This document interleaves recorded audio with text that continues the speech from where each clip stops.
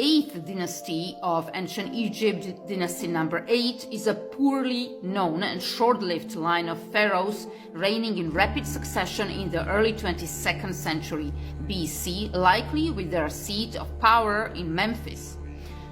The 8th dynasty held sway at a time referred to as the very end of the Old Kingdom or the beginning of the first intermediate period.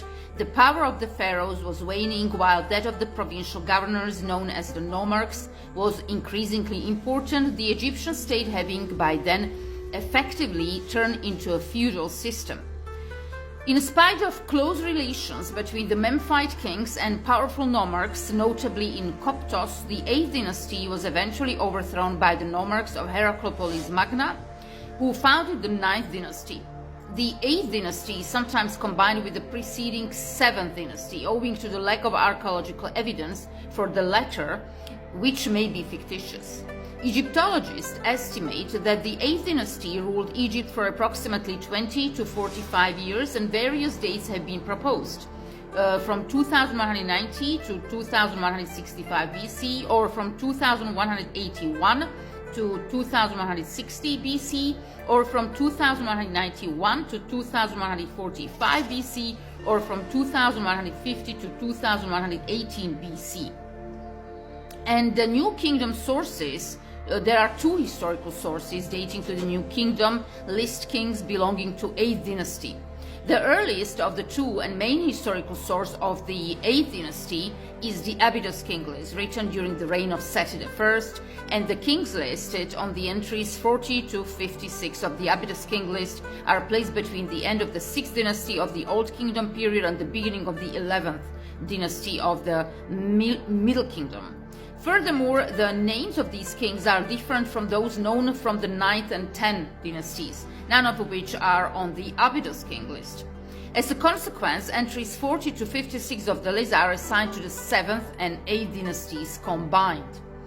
And Ptolemaic source actually is Manetho and Egyptica, which is quite different, and these chaotic actually rulers and how they are actually chronologically ordered is always a little bit different in different sources.